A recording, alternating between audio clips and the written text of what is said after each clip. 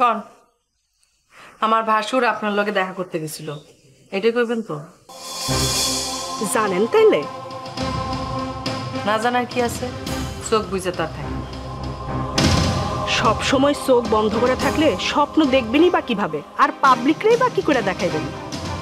আমি জায়গায় জায়গায় স্বপ্ন দেখি, সেই স্বপ্নের কথা পাবলিকরে কই। ঘুমায় ঘুমায় যে স্বপ্ন দেখি এই কথা পাবলিকরে কই, কারণ সেইটা একান্তই আমার। ভালো। তা জামাই কি একবারই গেল? আপনার জন্য তো গেছে। আপনারটা তো একেবারেই গেছে।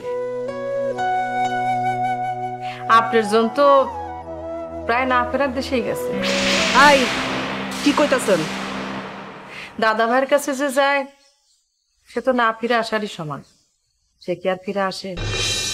তাইলে তো আব্বাস বেগের কপালেও এই ঘটনাই ঘটার কথা। এটা শায়লা বেগম বুঝবো। এত অকৃতজ্ঞ আপনি, যে মানুষটা কিনা আপনারা ভোট দিয়া জিতাইছে। আমি কিন্তু আপনার জামাইয়ের লগে ৩,৪৫৫ ভোটেই জিতছি। হিসাবটা একটু বুঝে দেখেন, সব ভোট কি আব্বাস বেগের ছিল? হ্যাঁ, তার মানে পাবলিক আপনারে জিতাইছে, এই কথাই তো বুঝাইতে চাইতেছেন, তাই তো? একদম ঠিক। শুধু শুধু একজনের ক্রেডিট দেওয়া তো ঠিক না। আর এই যে অকৃতজ্ঞ কথাটা কইলেন না, এটা কিন্তু ঠিক না। কারো প্রতি কৃতজ্ঞতা দেখাইতে গেলে সে পায়া বসে, পায়ের নিচে পিষা ফেলার চেষ্টা করে। সেই জন্য আমি সেই লাইনে যাই না। তবে হ্যাঁ, কেউ কিছু কইলে বা আমার লিগা করলে সেইটা আমি আজীবন মনে রাখি। আমি আবার শত্রুরে খুব মনে রাখি। এটা ভুল করেন, প্রতি শত্রু করে, বন্ধু করে। এর লেগাই বন্ধুর ব্যাপারে সাবধান থাকা লাগবে। আপনি মানুষটা না খুব উল্টা। একদম ঠিক কথা। কি আরো আছে? না থাকলে রাখেন। আপনার আজারা বিষয় নিয়ে কথা কর টাইম আমার নাই। ঠিক আছে, রাখতাছি। একদিন আপনিও আইসেন। দাওয়াত দিলে অবশ্যই যাবো, কিছু না হোক। আপনার উচ্চতা আমার ভালো লাগে। আপনি আমার সঙ্গে কখনো মাথা উঁচু করে কথা কইতে পারেন না, কিন্তু আমি পারি। রাখি। মাথাটা যেদিন কাইটা দিলে সেই দিন তুই আর মাথা উঁচু করা কথাও কইতে পারে। ভাবি, ভাবি, ওই আমি এদিকে।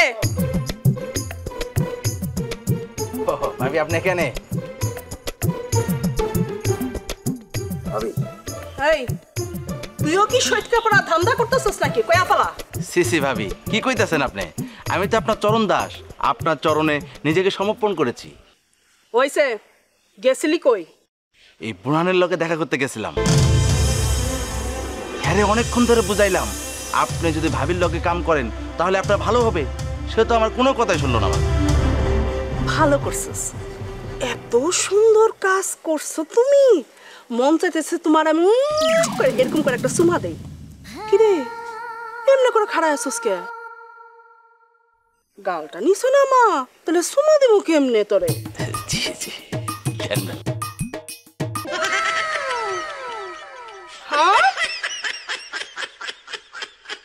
এই তোরে কি আমি একবারও কইছি তুই বোরহানের লগে যায় কথা কও? ওর লগে কথা কই তুই আমারে ছোট করলি কেন? হ্যাঁ, পরে আমি রসুলপুরের মাটিতে দাফন করার কথা ভাবতাছি, আর তুই? না ভাবি, আপনি তো ওরে অনেকবার বলছিলেন যে আপনার সাথে কাজ করার কথা, এই জন্য আমি নিজ দায়িত্ব বলছি। আর কবি না, মনে থাকবো? জি ভাবি, মনে থাকবে। শোন, বোরহান রে বাদ দিয়া চান্দুরে হাত করার চেষ্টা কর, বুঝতে পারছস? ওর পিছে লাইগা যা, নতুবা কিন্তু তোর খবর আছে।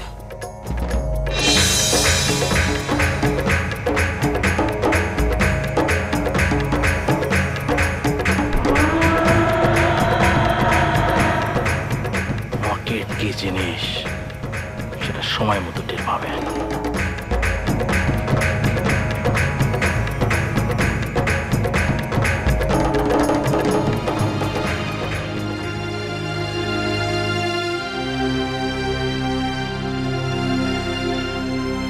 কিছু কইবা?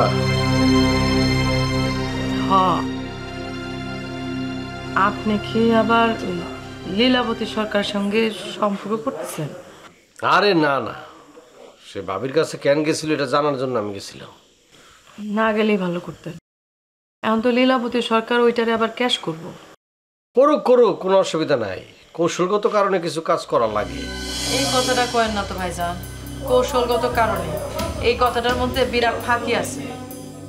ভাবি আপনারে ঘরে আটকা রাখছিল, এই জিদে আপনি লীলাবতী সরকারের কাছে গেছেন। এইটা আবার ঠিক করি।